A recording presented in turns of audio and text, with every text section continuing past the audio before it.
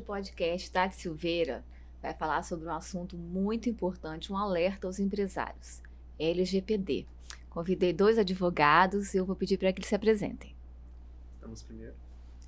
Eu sou a Berta Pagel, sou sócia do escritório Lázaro Moreira e Pagel, sou advogada especialista em Direito Médico e à Saúde e trabalho também com consultoria de gestão empresarial desde 2008. Meu nome é Rafael Lázaro, sou advogado também especialista em Direito Médico Hospitalar e da Saúde, embora eu prefira falar Direito Sanitário, que a gente engloba uma área muito maior do direito. Sou sócio do escritório Lázaro Moreira e Pagel, junto com a doutora Berta, e nós atuamos na área da saúde e na área da LGPD. Bom, vou perguntar para a Berta primeiro. Berta, o que é LGPD? LGPD, a sigla é Lei Geral de Proteção de Dados, né? Então, a lei ela veio com o propósito de fazer com que pessoas físicas e jurídicas elas tenham responsabilidade no que tange a proteção dos dados que elas manuseiam. Então, tratamento é exatamente esse processo de tratar os dados, de coletar os dados.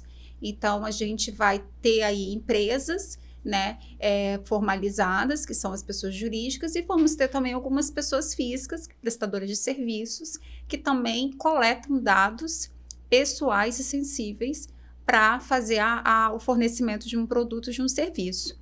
Então, assim, elas são responsabilizadas, têm todos os requisitos dentro da lei, para que elas cumpram visando essa proteção e esse tratamento adequado a essa proteção de dados. Então, a lei, ela fala, né, quais são o que é essa empresa, essa pessoa física, essa pessoa jurídica, ela precisa atender como requisitos mínimos. Okay? Quais seriam esses requisitos mínimos? São vários requisitos. E aí, dentro de um dos principais requisitos, né, que eu até falo que dentro da consultoria de adequação à LGPD, inicialmente é fazer a verificação, uma abordagem de risco que a gente fala, que é um processo de abordagem de risco, que é verificar, antes mesmo do mapeamento dos dados, que também tem a parte de mapeamento de dados, que é verificar quais são os riscos que aquela pessoa física, aquela pessoa jurídica, ela tem ao tratar os dados. Então, assim, primeiramente, verifica quais são esses riscos e, com base nos riscos, que a gente adota uma metodologia para isso, né, que a gente coloca o risco como baixo, médio e alto, de acordo a risco de vazamento, risco de em relação à gestão de acesso, por exemplo. Risco de algum terceiro fora do âmbito da instituição acessar ter acesso àquele sistema que contém dados. A gente avalia quais são esses riscos e vai enumerando pelo grau dele. E com base no grau dele, a gente determina quais são as ações que devem ser tomadas para eliminar ou para mitigar esse risco. Entendeu? Entendi. Rafael, quais são essas bases legais? A primeira coisa que eu acho que a gente precisa entender, que é o mais importante, a Lei Geral de Proteção de Dados, LGPD, ela é uma legislação que veio para proteger o proprietário dos dados. E quando a gente fala, né, a doutora Berta falou, ela veio para os prestadores de serviços, pessoas individuais. Quando a gente está falando dos prestadores de serviços, principalmente, a gente está falando de pessoas que vão prestar serviços a consumidores. Então, quando a gente invoca uma base legal, é a própria Lei Geral de Proteção de Dados que garante proteção a todos esses usuários e obrigações a essas empresas, essas pessoas que vão coletar esses dados, a tratarem com segurança. E a lei, ela diz tudo, como que você vai classificar o dado que você está pegando, como é que você vai tratar esse dado dentro da sua empresa, como é que você vai descartar esse dado, como é que você vai enviar esse dado para outra pessoa. Isso tudo é dito na lei como você é obrigado a fazer isso. E além dessa lei, ainda tem o Código de Defesa do Consumidor, que vai proteger as pessoas que são donas desses dados em caso você não siga essa lei. Então a gente fala que a base legal ela é múltipla, é um sistema de leis que aí as principais vão ser o Código de Defesa do Consumidor e a Lei Geral de Proteção de Dados, nas quais as empresas vão ter que trabalhar e se adequar. quando a gente fala dessa legislação, ela é uma legislação que não é opcional para a empresa, não é opcional para a pessoa que está coletando o dado. Ela é imperativa, você tem que se adequar a ela. E ela também cria os mecanismos para punir aquelas pessoas que não se adequam ou escolhem ou acabam se adequando de maneira errada. Quais são essas penalidades? A principal penalidade que a gente tem que se preocupar é a multa. É uma multa que ela é baseada. A gente fala se preocupar por quê? Essa multa ela é baseada no faturamento da empresa. E a gente precisa fazer essa distinção, porque às vezes a pessoa pensa, faturamento, meu lucro, tudo mais. Não é com base no lucro. A gente sabe que no Brasil nossa carga tributária é muito alta, o estilo que as empresas operam aqui no Brasil é com normalmente faturamento muito alto, lucro marginal, e essa multa vem incidir em cima do faturamento. E na realidade que a gente trabalha, a gente vê isso assim a gente fica com pena do profissional, porque a gente está falando de, na imensa maioria, clínicas médicas, profissionais médicos, e os profissionais aí que trabalham com isso vão saber que qualquer clínica que a gente pega com 4, 5 profissionais, a gente está falando de faturamento anual na casa de 1 milhão. E aí você incide uma multa de até 2% em cima desse faturamento, a gente está falando de multas muito altas. Facilmente chegando a milhares de reais com base numa única infração. Então a gente tem que ficar preocupado, o profissional precisa se adequar e ele precisa levar essa legislação muito a sério. Qual é a diferença entre dados pessoais e dados sensíveis? Pode explicar pra gente? O dado pessoal, dado sensível, a gente consegue classificar, para ficar fácil o entendimento, assim, é dado simples, nome, endereço, documentação pessoal, são todos dados simples. Endereço de e-mail, esse tipo de informação que qualquer local vai te exigir, vai te pedir para te fazer um cadastro. As informações sensíveis são informações de cunho mais pessoal, que afetam mais a privacidade da pessoa. Então a gente está falando aqui, por exemplo, dependendo da situação, orientação sexual, grau de escolaridade, no caso da área da saúde, sintomas que a pessoa esteja passando, queixas, esse tipo histórico de doença, de familiar, isso tudo são informações extremamente sensíveis, direta da pessoalidade do paciente, da intimidade do paciente. Eu falo paciente porque a gente acaba tratando muito mais com isso, mas são informações muito sensíveis da pessoa que está fornecendo isso para a empresa, e ela vai ter que tratar esses dados ditos sensíveis de maneira diferente do que ela trata os dados não sensíveis. Vocês têm percebido a procura da classe empresarial para se adequar a essa lei? Então, a lei ela é de 2018, né? Teve um período aí de 2018 para 2020, onde começaram a exigir o cumprimento da lei em 2020. Estamos em 2024, indo para 2025. E ainda é pouco aderida, principalmente em questão de empresas menores. Pessoa física, então, você esquece, a não ser que tenha, como por exemplo, tem uma clínica que estamos até atendendo em Colatina, que ela tem a contadora que é uma pessoa física. E a contadora precisa se adequar, porque a partir do momento que você se adequa, né, então a clínica tá se adequando. Quais são os dados que a clínica compartilha com a contabilidade? Vários dados e de pessoal, de colaboradores. Então ali a gente vai ter dados tanto pessoais, tanto sensíveis, né, porque a gente também tem relação a dados filhos, né, de beneficiários, entra como dados sensíveis, religião, vários outros dados ali. Então, assim, teremos dados de saúde também, né, ASUS, tudo dado sensível. Então, ali, ela tem que ter um controle daqueles dados que ela tem acesso.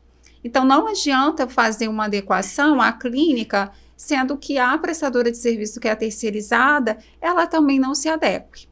Entendeu? Então, no caso dela, ela é uma pessoa física que ela precisa se adequar para que a aderência à LGPD na clínica seja 100%. Entendeu? Então, assim, a aderência ainda é muito pouca.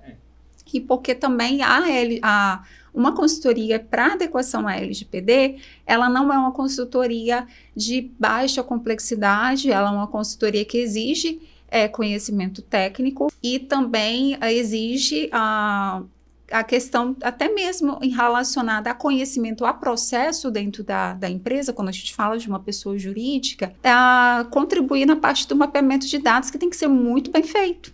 Então, aí, por ser uma consultoria complexa, não basta ler a lei, porque se a pessoa pegar a lei para ler, ela não vai conseguir fazer sozinha, ela precisa de um especialista para ajudá-la, entendeu? Então, a aderência ela é baixa porque é uma consultoria de alta complexidade e que ela tem um custo um pouco mais elevado do que outras consultorias que a gente vê de gestão ou até mesmo uma assessoria jurídica mensal, entendeu? Então, a aderência tá pequena ainda, tá baixa. E a gente entende um pouco esse comportamento porque é um comportamento que a gente vê, assim, no Brasil de maneira geral. A gente acaba deixando para a última hora. O problema é que depois que recebeu a multa. Exatamente. Não, isso aí a gente já nem está tratando mais de prevenção, porque a assessoria em adequação LGPD é uma assessoria preventiva. Eu vou adequar essa empresa para que ela evite o vazamento de dados, para que ela coloque em efeito ali vários procedimentos para que não ocorra e, se ocorrer, ela tenha como demonstrar para os órgãos de fiscalização, para o órgão de fiscalização, na verdade, que ela tomou as medidas corretas de acordo com a legislação. Porque além da multa prevista na própria legislação, eu ainda volto no Código de Defesa do Consumidor, no Código Civil, porque eu ainda tenho a pessoa que teve o dado vazado que pode ingressar por conta própria com uma ação indenizatória pelo vazamento do dado. E aí, dependendo se essa empresa, se essa pessoa se adequava corretamente ou não, a variação desse dano moral aí dessa pessoa vai na cabeça do juiz. Mas voltando ao ponto que eu acabei saindo numa tangente, mas voltando ao ponto, esse comportamento de deixar para a última hora é muito comum no brasileiro. E quando veio essa legislação, veio aquele período de vacatio legis, em que a lei não estava em efeito, entrou em vigência e começou-se a fazer fiscalização. E o órgão que faz a fiscalização, ele demorou um pouco até para ser montado com todos os servidores, o seu efetivo, e começar a fazer a fiscalização. E como é que a fiscalização é feita a nível nacional? Vem de cima para baixo. Então, quem foram as primeiras empresas que foram fiscalizadas? Grandes bancos, grandes empresas que tratam as varejistas sofreram uma fiscalização logo no início também, porque são empresas que tratam com muitos dados, apesar da maioria deles serem dados mais simples, mas o volume de dados que elas têm é muito alto, então elas foram a primeira fiscalização. E depois isso veio descendo a escada. Aí a gente veio para grandes planos de saúde, que não tem muito tempo que eles se adequaram. Teve planos de saúde aqui do nosso estado que ele foi se adequar no início do ano passado, né, que a gente tem notícias. E aí agora, onde é que está essa fiscalização efetiva? Nos grandes hospitais de âmbito nacional, que são famosos, também tratam com muitas informações sensíveis, e isso vai continuar.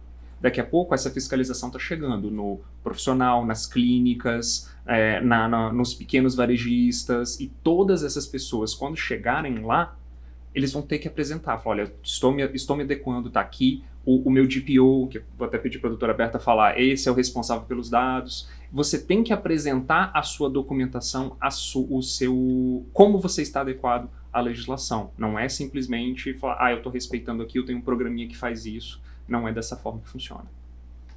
Pode explicar para a gente? Então, DPO, ele é um termo, é uma sigla que vem do inglês, que em português, né, a gente... é o termo utilizado, encarregado de proteção de dados, que é uma pessoa dentro da instituição, da empresa, que é nomeada, e a lei exige que seja nomeado um encarregado de proteção de dados, que ele seja responsável por fazer a gestão de todo o processo de tratamento e proteção de dados que envolve a LGPD. A gente até brinca que é um sistema, né? Porque tem lá o sistema ISO 9001, que é um sistema de gestão de qualidade dos processos da empresa. A LGPD é outro sistema, só que com base em uma outra norma, que é de segurança de informação. Porque a lei, ela dita as regras, e aí a gente tem que seguir também outras normas de referência, e aí a gente entra na parte do âmbito da tecnologia de informação, que são as ações, as medidas né, da parte técnica ali da TI, que são implementadas para quê? Evitar vazamento, evitar... tem alguns testes que são realizados que chamam de hack ético, né, que são testes de vulnerabilidade do sistema da empresa. Então, esses testes, eles são aplicados, né, periodicamente, então deve-se definir não só esse teste, mas tem várias outras ações, rotina de backup, então vai ser de acordo com aquela análise de risco que eu falei lá no início, né? E também em relação aos dados que são processados dentro dos processos da empresa. Então, aí o DPO, ele é responsável por todo esse sistema, por promover todo o cumprimento da lei, por cumprir com as datas do programa de manutenção, entendeu? Da LGPD, e também na parte que está diretamente relacionada à parte de manutenção da parte de TI, né, de tecnologia de informação. Então, assim, a responsabilidade do encarregado de proteção de dados é uma responsabilidade muito alta. E algumas empresas, elas nomeiam internamente, não tem exigência que seja uma pessoa especializada na área, você pode nomear qualquer pessoa dentro da sua empresa, porém é recomendado que essa pessoa tenha um mínimo de capacitação para ela saber lidar, né, com essas situações, caso tenha um vazamento de dados, como que ela vai proceder. E aí, nas consultorias, a gente treina essa pessoa e também dá toda essa orientação de como ela vai proceder em caso de vazamento, algum incidente, porque ela precisa comunicar à autoridade nacional, que é esse órgão que é responsável por manter, por fiscalizar a aplicação da LGPD, né? Vocês conseguem citar algum exemplo prático? Bom, o melhor exemplo que eu acho que a gente consegue dar, que é um exemplo que ilustra bem, foi a primeira multa que foi aplicada pela Agência Nacional de Proteção de Dados. Foi uma multa até pequena, foi uma multa de R$14.500, que foi aplicada por uma empresa pequena também, só que chegou a denúncia até a empresa porque eles estavam fazendo a divulgação de venda de lista de contatos dos clientes dele por WhatsApp. Ou seja, eles estavam literalmente vendendo o mailing deles para outras empresas fazerem, disparar aqueles e-mails marketing e tudo mais. Ou seja, você está vendendo um dado que você pode dizer que é simples, que é uma lista de e-mails com alguns nomes de contatos. São informações não sensíveis, mas resultou numa multa para uma empresa pequena. E às vezes as pessoas estão falando assim, mas poxa, uma coisa tão simples, o e-mail, você tem o direito, de acordo com a própria legislação, de não ter o seu endereço divulgado, a não ser que você autorize isso. Ou seja, essa empresa está vendendo um bem que é seu, que é o seu endereço, a sua informação, ganhando dinheiro com isso, e a gente fica preocupado até com questão de fraude, que é uma situação que a lei veio para proteger a pessoa, né? Berta, quando acontece o vazamento? Como é que procede? Então, como procede, a gente define essa sistemática, né, dentro de cada empresa, ou define algo que também, no caso, não difere muito em relação à pessoa física e jurídica, mas a gente também se preocupa em fazer uma sistemática bem enxuta para a pessoa física, né? O primeiro passo é avaliar todo esse impacto que teve, tomar uma ação imediata. A gente sempre fala quando acontece, porque é uma não conformidade, né? Então, aconteceu uma não conformidade, um incidente de vazamento de dados ou qualquer outro incidente que tenha sido verificado ali. Mas aí vazou o dado. O que vai proceder? Tem que comunicar à autoridade nacional. Então, tem que enviar um relatório para ela, tem que ser feita uma análise crítica desse vazamento para verificar qual foi o impacto, né, estimado desse vazamento e fazer essa comunicação.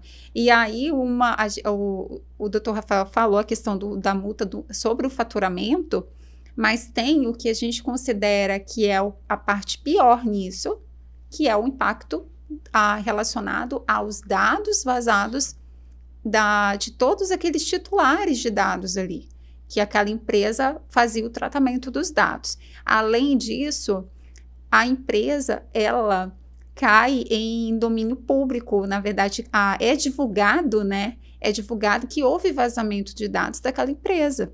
Então, é uma das regras da LGPD é que, quando houver o vazamento, deve ser comunicada à autoridade nacional e é dado publicidade quando ocorre, ou seja, todo mundo fica sabendo que os dados foram vazados, até porque os titulares de dados precisam saber dessa, é um direito deles. Precisam ser avisados. Exatamente, precisam ser avisados desse vazamento. Então, isso é o maior impacto, porque os titulares, eles têm os seus dados vazados, e aí isso é um impacto imensurável, porque você não sabe, ninguém sabe onde foram cair esses dados, né? Então, assim, eu tenho um exemplo muito...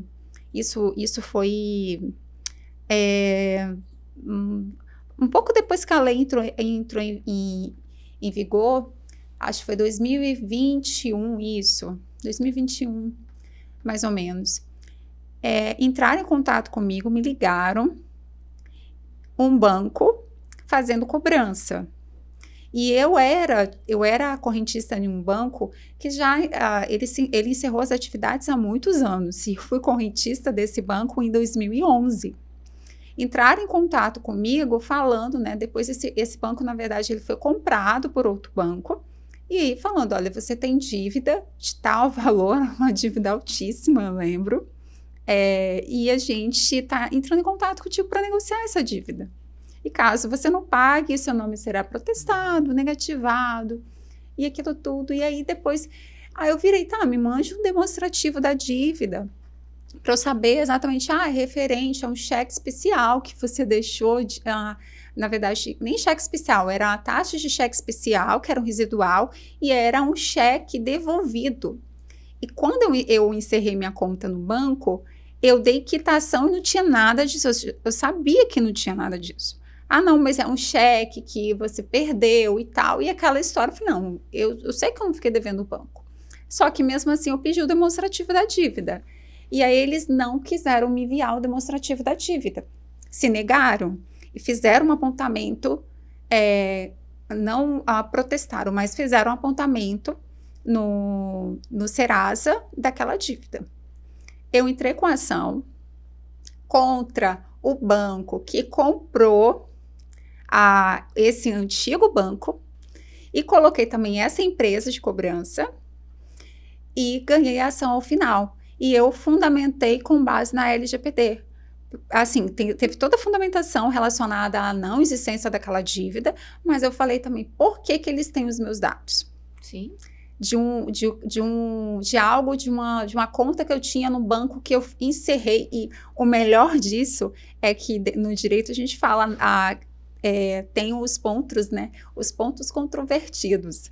E aí um dos que eles levaram na defesa era que eu não tinha comprovante de que eu tinha encerrado minha conta. E que aí eles alegaram que tinha taxas residuais, e aí eu fui mexer nas minhas coisas, assim, sem nenhuma intenção. Isso foi em 2011. Eu achei o comprovante de encerramento de conta dentro das pastas que eu guardo, tudo que é de contrato. E eu apresentei a tempo aquele comprovante. E aí eu ganhei a indenização por danos morais, e o processo teve êxito. Então, assim, isso foi muito bom, porque provavelmente eles pegaram os meus dados, vazaram mesmo os dados, e eles queriam o quê? Cometer uma fraude contra mim, alegando que eu tinha uma dívida que eu nunca tive. Então, esse vazamento desses dados, tem muitas empresas no mercado que fazem isso, que eles jogam que você tem uma dívida, e aí a pessoa fica desesperada, às vezes lá de trás você não lembra, apesar de ter ali o Instituto da Prescrição, que a gente fala, a dívida anterior a 5 anos, ela está prescrita, muitas pessoas elas entram em desespero, porque elas acham, elas honram muito o nome delas. Então, imagina o impacto que tem o vazamento de dados. Imagina o tanto de pessoas que são lesadas por conta de fraudes, por conta de vazamento de dados. Imagina um vazamento simples. Coisa simples. Nome, seu CPF, sua data de nascimento. Com esse tipo de dado, por exemplo, você já consegue... e o seu e-mail. Você já consegue entrar no e-mail da pessoa e fazer aquele esqueci minha senha. Como que eu vou tentar entrar aqui no e-mail da pessoa? pergunta, eu não tenho acesso ao meu celular, eu não tenho outro e-mail de recuperação, me manda a pergunta secreta aí. Pergunta secreta normalmente é o quê? Nome da mãe, nome da rua que morou, nome de animal de estimação, data de Bairro, às nascimento, vezes. bairro. Esses tipos de informações que não são informações sensíveis, são coisas simples que num vazamento de informação simples você tem. Você tem acesso ao e-mail de uma pessoa. Com acesso ao e-mail da pessoa, o que você pode fazer? Conta de banco, recuperação de senha, Acesso ao Gov. acesso ao Gov, várias coisas que você... Por uma coisa simples com vazamento de informação. Né? Por isso que a própria LGPD ela cria mecanismos para que você comunique a empresa e para que a empresa descarte os dados que ela possui de você. Você tem o direito de chegar para uma empresa e falar quais os dados que você tem meus aí. A empresa é obrigada a te mostrar os dados que ela possui. E aí você fala com a empresa, olha, eu quero que você elimine esses dados, eu não quero que você tenha mais esses dados. E a empresa é obrigada a fazer isso mediante a sua comunicação, a sua exigência. Exatamente para evitar. É um grau de proteção que a lei está dando ao consumidor, à pessoa que vai ter os dados dela, para impedir que a própria pessoa impeça que os dados dela vazem. Outro exemplo que acontece muito são as empresas de telecomunicações. Né? Então, a gente vê muito isso acontecendo. Elas te ligam te oferecendo serviço, apesar de ter lá um site que você pode pegar, colocar lá, ativar o não perturbe, né, para elas não continuarem te ligando, elas continuam te ligando. Isso é outra coisa que aconteceu comigo. Né? Uma determinada empresa continua me ligando. E aí eu estou juntando todos os incômodos e eles ligam até as 20 horas da noite, que é o horário normalmente deles. Então, assim, olha o incômodo, olha a perda de tempo. E a gente fala também que o tempo é algo precioso para a gente, porque é o tempo que a gente pode estar com a nossa família, é o tempo que a gente pode estar estudando, trabalhando. Então, eles ligam o tempo todo. E aí, essa empresa mesmo, eu não sou a cliente dela há muitos anos, há mais de 10 anos.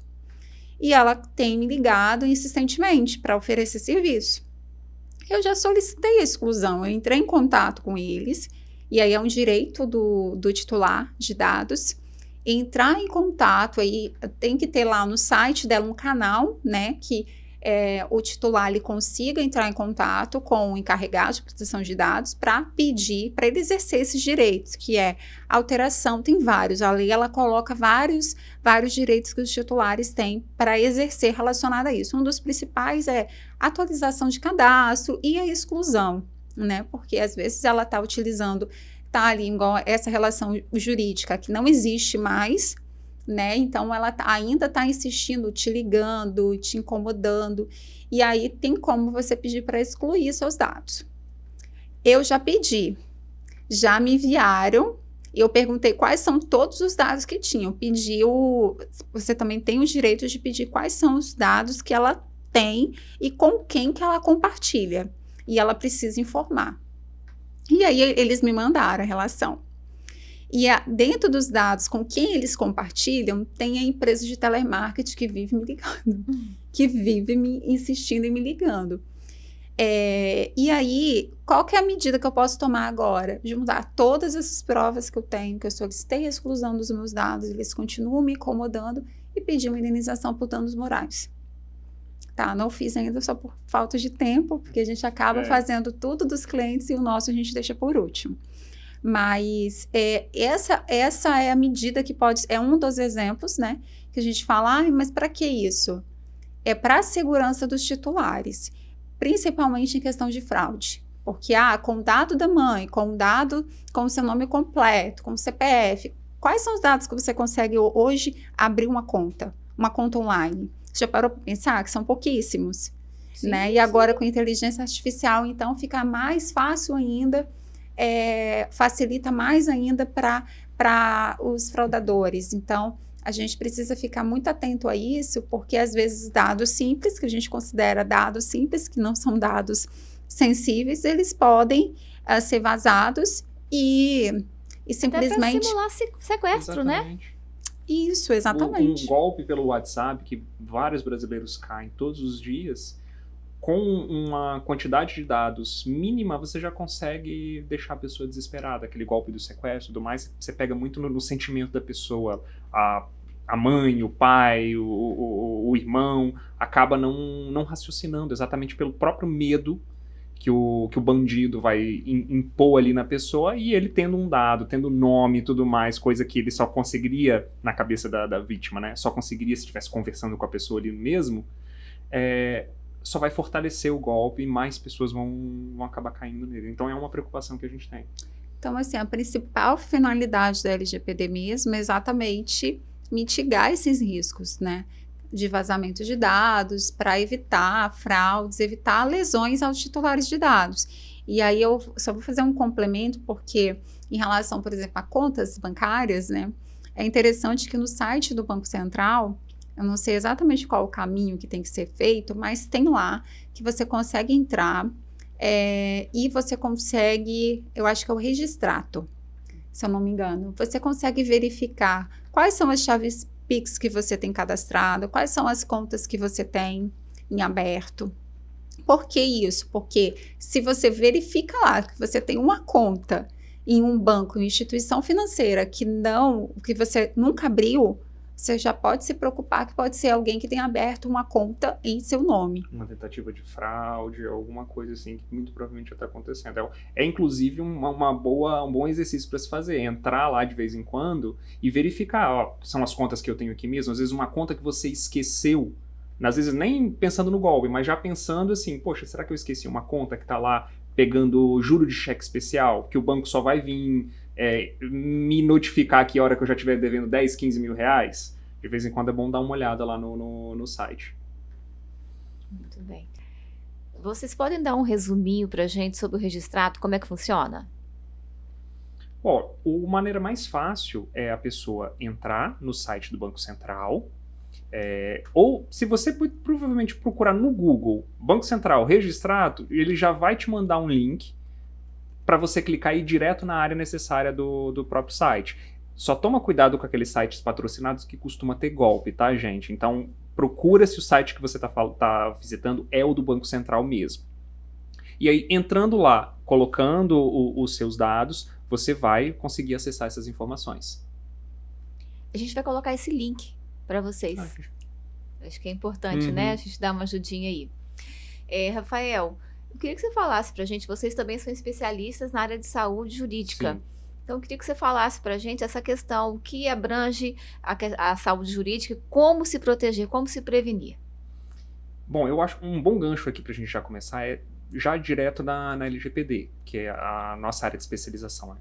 Tanto a LGPD quanto a área da saúde, a gente faz a defesa dos profissionais na área da saúde, e isso inclui a adequação à LGPD dos consultórios, clínicas e hospitais. O primeiro ponto que eu já vi muito profissional falando isso, achando que estava... já estou adequado na LGPD, isso aí eu já tenho. E aí quando você vai olhar o que ele tem, é um termo de consentimento que o paciente assina e um prontuário eletrônico que ele adquiriu, que ele paga mensal lá. Isso não é adequação à LGPD. Se tiver um vazamento de dados, né, se tiver uma denúncia de algum paciente da clínica que teve os dados vazados e realmente vazou lá, quando a fiscalização chegar e ele te pedir, emite um relatório, cadê o fluxo de dados da empresa? Como que está fazendo o descarte? Qual foi o ponto de vazamento? Como você está fazendo a coleta? Você não vai ter isso para informar para a empresa. Né? Quem é o seu DPO para a gente fazer a comunicação? Não vai ter isso. Tudo que você vai ter, tá aqui. Você não vai poder virar e falar, tá aqui o meu termo de consentimento e resolve com o aplicativo aqui do prontuário eletrônico. Porque o prontuário eletrônico, ele tem a LGPD dele. É ele que está se protegendo, ele não está protegendo o seu escritório, o seu consultório, a sua clínica. Você precisa fazer isso. E até como a doutora Berta aqui falou no início, é uma cadeia. Se você está protegido, você tem que exigir a proteção das pessoas que estão trabalhando com quem você está compartilhando os dados. Então pare e pensa aí na sua clínica, no seu consultório, com quem que você está compartilhando o dado hoje? Você está mandando o WhatsApp com foto de paciente, com informação de paciente para o seu colega médico para pedir uma orientação dele? Isso pode ser um vazamento de dado. Você está pegando aquela guia e está encaminhando para o laboratório com o pedido de exame, ou para a clínica de imaginologia, você está encaminhando informação do paciente? Como que você está fazendo esse caminhamento? Quando você está pegando as suas guias de faturamento e emitido para o plano já disponibilizou para você um link de acordo com a resolução da ANS para você enviar, ou você está fazendo aquela liberação mecânica de pegar, ligar, falar número de guia, falar nome de paciente no telefone? Isso pode ser vazamento de dados. É isso tudo que vai ser mapeado do início ao fim, do momento que o dado entra na sua clínica, no seu consultório, até o momento que ele sai, e por onde quer que seja que esse dado esteja saindo. E a gente trabalha LGPD, a gente está falando muita coisa aqui de forma eletrônica. Eu falei de WhatsApp, eu falei de guia e tudo mais, mas a gente tem que lembrar, dado também se fornece, se pega de maneira física. A clínica de Colatina, o médico que é dono dessa clínica aí já vai fazer seus 70 anos de idade, até hoje o prontuário dele é escrito, é na mão. Ele faz o prontuário e depois ele digitaliza isso, só que ele ainda guarda aquele prontuário físico. Ele tem um arquivo morto que a gente já está fazendo inventário porque isso precisa ser... Isso é dado que está coletado do paciente, como é que ele foi coletado, como é que ele está sendo tratado, como é que ele está sendo arquivado e como é que vai fazer o descarte desses dados depois. Então isso tudo precisa ser verificado e é dessa forma que o profissional vai estar protegido e vai estar oferecendo a proteção que o paciente dele tem direito e que ele precisa. Com relação à área médica, né? Uhum. A gente também tem visto, vocês são especialistas nessa área, muitos casos de processo contra médicos, né, contra dentistas, a parte estética também. Eu queria que você falasse um pouquinho como as empresas precisam se proteger. Olha, vai parecer até que é propaganda, mas hoje, quando a gente fala de proteção, a gente fala de blindagem jurídica do profissional médico da clínica. Existem 3 pilares dessa proteção. A gente está falando da proteção patrimonial, a proteção da imagem e a proteção do CRM desse profissional, da inscrição dessa clínica. O mais fácil de proteger hoje é a proteção patrimonial. Uma assessoria jurídica e um seguro de responsabilidade profissional, você está 99,9% protegido. A sua imagem, o seu CRM é um pouco mais difícil. A imagem, se ela for maculada, se ela for afetada, para recuperar é muito mais difícil. O meu pai, né, aprendi muita coisa com meu pai, ele me falou, e isso eu tenho como uma máxima até hoje. Eu demorei 30 anos para construir o meu nome. Eu destruo ele em um dia. E é exatamente essa posição que a clínica, que o profissional tem que ter com relação à imagem. E hoje a gente vê na internet que é muito fácil destruir uma imagem.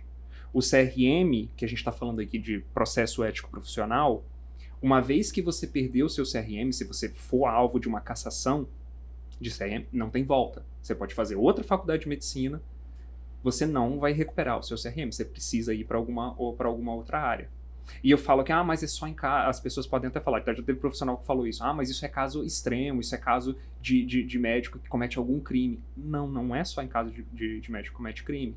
Em São Paulo já teve uma médica que perdeu, ela teve o CRM dela cassado por publicidade médica irregular. Tudo bem que foram várias publicidades, ela não mudou o comportamento, mas foi uma coisa simples, que normalmente a gente resolve com TAC. E ela perdeu o CRM dela. Pode acontecer, você precisa estar orientado. Como se prevenir, então? Conta pra gente, explica o processo.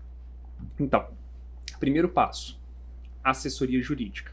Eu vou fazer uma diferenciação aqui do profissional que trabalha com estética e do profissional que não trabalha com estética. Porque o raciocínio, o tipo de responsabilidade civil que a gente tem na medicina estética é outro. Então, primeiro ponto aqui. O profissional que não trabalha com estética, está com seu diagnóstico, que faz cirurgia, que opera no hospital. Esse médico ele vai fazer vários procedimentos por dia. Ele vai tratar o paciente de várias formas. Qual é a primeira barreira para evitar um processo? Relação médico-paciente.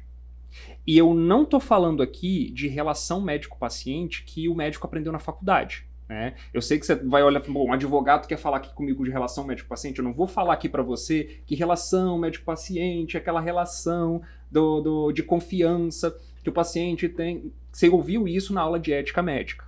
O que eu tô falando com você aqui é que o seu paciente precisa confiar em você e você precisa confiar no seu paciente. Porque não adianta o seu paciente confiar em você e você não tá confiando que ele vai executar o tratamento proposto em casa. Porque você sabe que do momento que ele sai do consultório, ele vai fazer o que ele vai lembrar. Então, primeiro ponto, relação médico-paciente. Segundo ponto, termo de consentimento. Termo de consentimento, ele é o quê? É a forma escrita da responsabilidade que o médico tem de informar tudo para o paciente. E aí eu falo assim, mas o que eu coloco no termo de consentimento? O ideal é que o termo de consentimento seja escrito a 4 mãos. 2 do médico, 2 do advogado. Porque quem é que sabe a parte da medicina? Quem é que sabe os riscos? Quem é que sabe a estatística? Quem é que sabe a literatura médica? É o médico. Quem é que sabe as implicações jurídicas dessa situação? É o advogado. Então precisam os dois sentarem juntos para falar. Qual é o tratamento que você está propondo, doutor? Qual é a cirurgia aqui? Colecistectomia. Pegar um exemplo simples. Colecistectomia. Esse paciente vai fazer uma cirurgia por videolaparoscopia. Ok, quais são os riscos? Não, o risco é muito diminuído. Ok, mas quais são? O que eu posso ter? Eu posso ter infecção, eu posso ter sangramento, eu posso ter que mudar essa cirurgia no meio da porque o paciente está com muita aderência, um paciente que já foi operado, então eu vou ter que desistir da vídeo e fazer uma cirurgia aberta. Isso pode acontecer. Então isso tem que estar no termo de consentimento. Ou seja, você tem que escrever tudo. Tudo, Rafael, como é que eu vou colocar tudo? O termo de consentimento precisa avisar o paciente. Você pode acabar morrendo nessa cirurgia. Isso é um risco possível. É raro, mas é um risco possível, porque o paciente precisa saber que ele está sofrendo aquele risco. E o que eu oriento? Tenha esse termo, porque ele vai ser grande, ele não vai ser pequeno, ele tem que estar detalhado, e leia esse termo com o paciente. Até porque não é ali, 20 minutos antes de fazer a cirurgia, que o paciente vai assinar esse termo. Qual é o meio que eu recomendo? Na consulta, no pré-operatório, já esteja com o termo de consentimento para esse paciente, senta com ele, explica, fala, olha, vamos ler aqui, que está tudo aqui, se tiver alguma dúvida, pode me perguntar. E, inclusive, é sua responsabilidade como profissional de virar para o paciente e falar assim, senhor fulano, senhora fulana, teve alguma coisa que você não entendeu? Pode perguntar. Pergunta para mim, porque o momento de você tirar sua dúvida é agora. Ou seja, você tem que fazer o seu paciente se sentir confortável o suficiente para virar e falar assim, doutor, eu não entendi, você pode explicar de novo, por favor? Então você precisa fazer, e isso, voltando, é relação médico-paciente. Você está ali explicando para o paciente tudo que ele vai passar, e aí você entrega esse documento, esse termo de consentimento, para levar para casa. Porque onde a gente mais precisa, que são cirurgias arriscadas, procedimentos arriscados, onde a gente tem risco de vida, esse paciente não vai tomar essa decisão sozinho ali, parado com você dentro do consultório. Ele vai para casa, ele vai conversar com a esposa, ele vai conversar com a mãe, ele vai conversar com os filhos e falar, é isso aqui que o doutor falou, sugeriu para mim. Tá aqui, nesse documento. Vamos ler aqui em família quais são os riscos que eu vou passar? Porque em uma consulta de 45 minutos, você explicando tudo verbalmente para ele, ele não vai lembrar, principalmente com um monte de termo médico que vai ter que ser dito naquela consulta. Então ele vai chegar com aquele documento, vai discutir com a família, vai assinar e vai trazer para você na sua própria consulta. Isso é o mundo ideal. Mas a gente seguindo isso tudo, percebe como tem uma relação de confiança que já se forma naturalmente só de eu seguir esses passos? Sim. Essa relação com o paciente, que é a relação médico-paciente, que é a forma jurídica que eu quero. Você precisa colocar em forma escrita o que você já faz normalmente no seu consultório. Porque eu sei que você senta e você conversa com o seu paciente, que você explica tudo para ele. O que o advogado está pedindo, coloque isso no papel. Facilita a minha vida, por favor. A questão também do termo de consentimento, né? Vou fazer uma complementação aqui, é que ele compõe essa blindagem jurídica, mas é sobretudo os direitos de informação do paciente. Então, a transparência ao você sentar com o paciente, explicar-lhe todos os riscos, inclusive os riscos pós-operatório, que podem ter. Então, todos relacionados àquele procedimento ali. Isso faz com que ele decida e também que ele tenha consciência ele assume esses riscos, porque ele está se submetendo àquele procedimento. Então, isso evita muita demanda judicial, porque tem muitos casos onde o paciente ele entra com a ação contra o médico porque ele não informou dos riscos. Mas você não me falou que isso poderia acontecer. Principalmente questão estética, que tem muito também. Então, assim, ao risco da cicatriz ter queloide. Então, são coisas simples que, desde que ele assume esse risco, e não é realmente só pegar o termo documento ali e pedir à secretária ou alguma outra profissional colaborador da clínica para aplicar.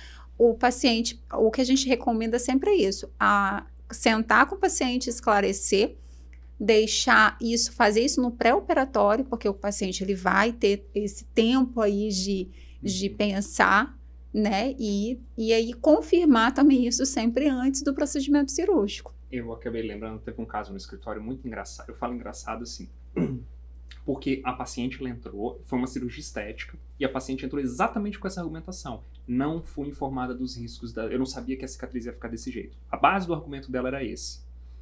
E aí, quando a gente foi para a fase de produção de prova, juntou termo de consentimento e o termo de consentimento desse profissional.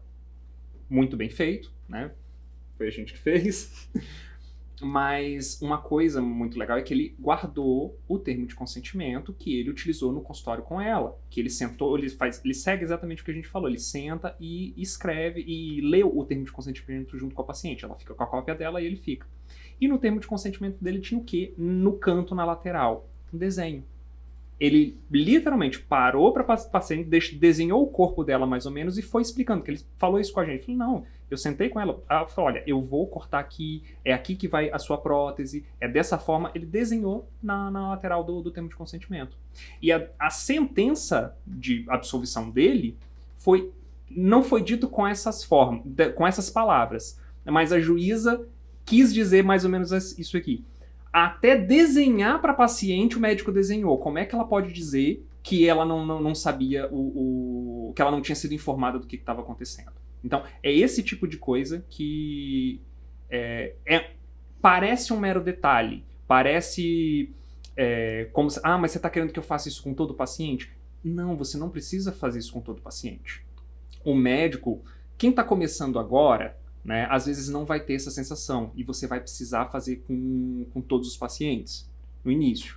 Mas o médico que já tem 10, 15 anos de consultório, de centro cirúrgico, ele já vai olhar o paciente, na hora que entra no consultório, ele já vai saber o paciente que vai dar um pouco mais de problema, ele vai saber qual é o paciente que vai ser um pouco mais exigente, ele já vai ter esse feeling que você acaba tendo só com muito tempo de experiência. E aí você já vai saber onde você vai precisar explicar um pouco mais, ser um pouco mais rígido com as regras que você está seguindo, que você está impondo, que você está exigindo do paciente.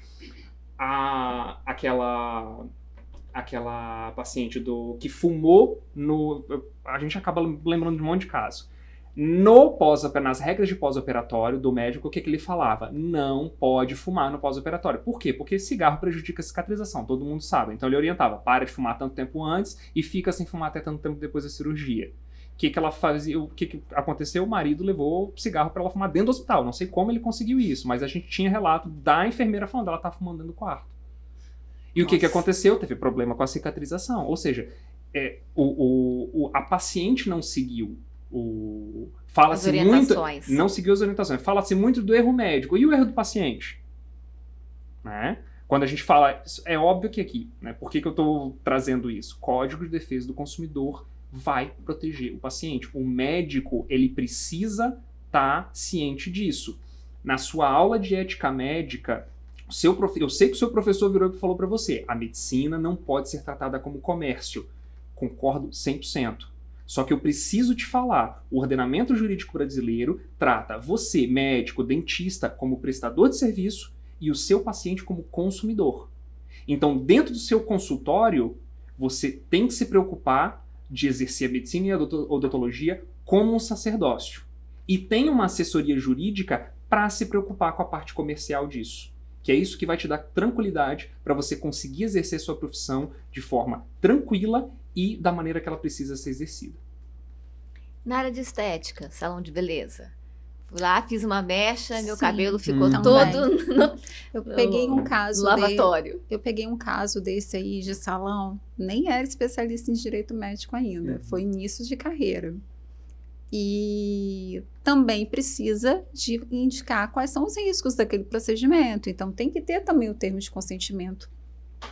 E o caso que eu peguei, na verdade, o cabeleireiro, ele fez toda essa questão, ele não tinha o termo, ele não tinha um documento onde a cliente assinava, mas ele teve o cuidado de falar para ela quais eram os riscos via chat do Facebook na época. E aí ele conversando com ela, ele falando, não tem como eu fazer isso contigo porque pode ter quebra, o seu Corte cabelo, químico, né? corte químico. Então assim, ele falou tudo e mesmo assim ela falou, não, eu tenho um evento, eu quero fazer, eu quero que você faça. E ele falou, olha, não temos como fazer, a gente vai ter que fazer uma reconstrução antes. Ele deu toda a orientação. Só que ele sugeriu em etapas. E a primeira etapa, ela não concluiu. E ela saiu do salão com o compromisso de retornar para terminar. E ela não retornou. E aí, no caso, ela entrou com a ação contra, na verdade, a pessoa do cabeleireiro. E ele ficou desesperado. Eu falei, o que você tem de prova? E aí ele falou, olha, eu falei aqui dos riscos. Só que ela, insatisfeita, porque ele fez uma descoloração no cabelo dela, só que ele tinha que fazer uma reconstrução, um tratamento ali e tal, para recuperar a fibra antes de jogar mais química. E aí ela não voltou, e eu acho que ela tinha um evento, ela ficou muito sentida, porque acabou que o namorado dela também, enfim, resumo, o namorado dela não gostou.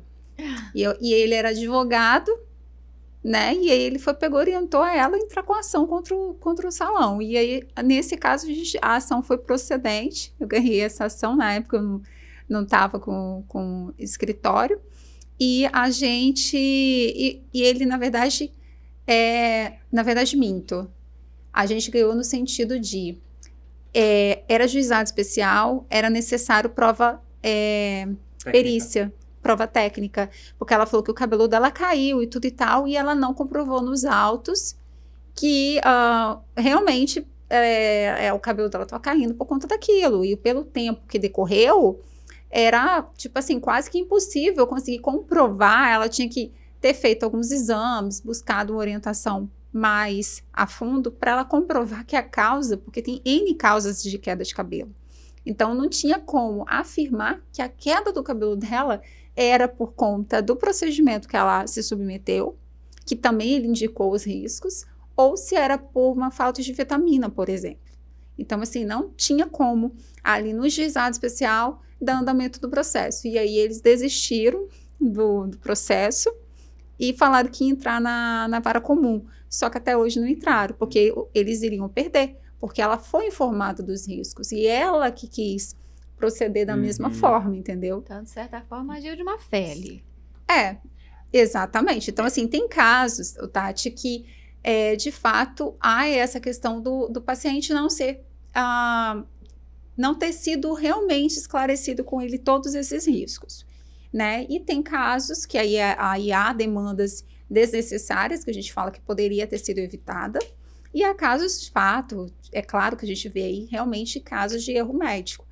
Mas a gente precisa avaliar muito bem, porque até para falar que é erro médico tem toda uma análise, toda uma análise técnica com base na medicina de evidência, para a gente realmente constatar e falar, não, isso aqui realmente é um erro médico. Assim, de todos os processos que a gente olhou até hoje, você teve algum de erro médico mesmo que te marcou? Olha, tem alguns, porque o que acontece, tá? Antes da gente entrar na parte de estética, médico erra muito pouco. Quando eu falo de erro, que é erro médico mesmo, em toda profissão existem os maus profissionais, só que na medicina, na odontologia, são pouquíssimos. E são eles que acabam indo pros jornais, como se todos os médicos fossem culpados do que uma pouquíssima parte dos profissionais fazem. Só que para os tribunais, não necessariamente um erro, só o erro é que vai resultar numa condenação. Vou dar um exemplo. Primeiro, o que é erro médico? Existem 3 coisas que... Eu vou começar primeiro falando do que não é. Iatrogenia, erro de diagnóstico e curva de aprendizado. Essas 3 coisas, se você sentar e explicar para uma pessoa de modo superficial, ela fala, isso é erro médico. E não é. O que é iatrogenia? Iatrogenia é uma condição causada no paciente pelo próprio tratamento que você está fazendo nele. Então, o tratamento ele pode oferecer um risco. Por exemplo, o que é iatrogenia? Aquele exemplo do paciente que fez colecistectomia, que é um caso também. O que aconteceu com esse paciente? Esse paciente ele foi fazer uma cirurgia de colecistectomia, foi fazer uma por vídeo, o médico colocou a câmera, quando ele olhou dentro do paciente, estava cheio de aderência. Por quê? Porque esse paciente já tinha sofrido múltiplas cirurgias antes. O que teve que acontecer? Tirou aquilo, vamos fazer cirurgia aberta. Abriu o paciente, e nesse processo, o que o médico precisa fazer para fazer a cirurgia? Ele precisa descolar essas aderências. E como é que ele descola? É com a mão mesmo. Ele vai chegar com a mão e vai soltando essas aderências de forma delicada. Não importa o quão exímio, qual a melhor técnica que esse médico utilize, vai causar um enfraquecimento das paredes do intestino. Então pode ser que esse paciente sangre depois. Isso não é incomum. E esse sangramento vai ser o quê? Iatrogenia. Porque foi causado pela ação mecânica da mão do médico. Mas tinha que ser feito. Por quê? A cura ali, a retirar a vesícula que está inflamada, era o objetivo da cirurgia. Eu tinha que fazer isso, senão o paciente ia morrer. Então, eu causar esse sangramento depois é iatrogenia, mas não significa que é erro médico. Um exemplo muito simples também de iatrogenia que a gente pode citar é efeito colateral de medicamento. Você pode pensar naquilo. Eu não quero que aquilo ocorra, mas pode ser que aconteça. E eu estou prevendo, a literatura médica, olha, existe um índice aqui que pode acontecer e não tem o que fazer. Vai acontecer. Segundo que eu falei, que é erro de diagnóstico. Quando você vira e fala assim, o médico não conseguiu diagnosticar o paciente. Então ele errou, porque ele não sabia o que o paciente tinha. Depende. Às vezes, como é que o médico faz um diagnóstico? Ele pega todos os sintomas, ele pega os exames daquele paciente e ele vai tentar encaixar. Fala, o que esses sintomas aqui que ele tem, qual doença que explica o que esse paciente tem? E às vezes os sintomas não apareceram totalmente. O médico vai saber exatamente. Tem paciente, quais são os sintomas aqui do Covid? Perda de olfato, não sei o que. E aí você vai ver, os sintomas são extremamente variados de paciente para paciente. Os próprios pacientes vão parar e realmente, eu tive tal coisa e não tive tal sintoma. Dr. House. Tem um monte de série médica que é exatamente isso. Ou seja, quando o médico erra o diagnóstico porque não importa qual médico, eu coloco 10 médicos com a sintomatologia do paciente, os exames que ele fez, e todos os médicos chegam no mesmo diagnóstico que não é o correto, isso foi um erro de diagnóstico, mas não foi um erro médico, porque não tinha como o médico, com aqueles sintomas, com os exames que ele tinha, com as informações que ele tinha, não tinha como ele chegar no diagnóstico correto. E isso não pode ser chamado de erro médico. Aí a gente pega... Vamos terminar de falar da curva de aprendizado. Uma curva de aprendizado. Vou dar um exemplo também que é do escritório. O gastroenterologista, ele vai fazer um exame de endoscopia digestiva e aí ele faz o exame, olha no fundo naquele fundo gástrico e vê uma úlcera. E aí vê aquele fundo necrosado. O que 90% dos endoscopistas, que são só endoscopistas, olham para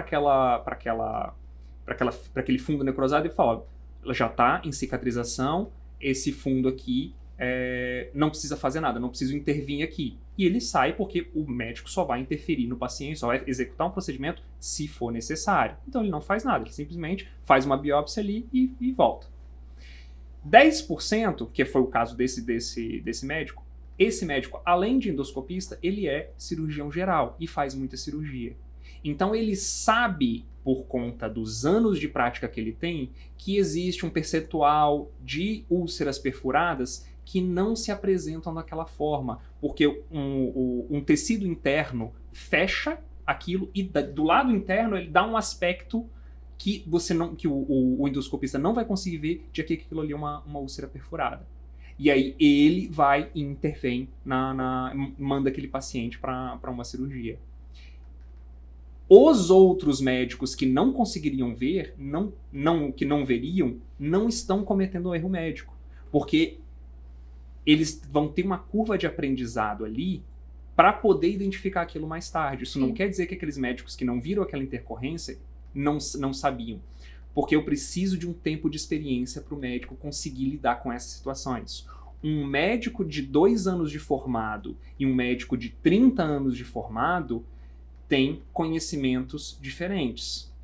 Outra coisa que meu pai é médico, ele fala, um médico que viu 100 pacientes sabe infinitamente mais do que um médico que viu 99 pacientes. Deixa eu te perguntar, tá lá na endoscopia, esse médico, se ele fizer uma intervenção ali, porque ele percebeu que precisou, sem ter autorização, o que acontece?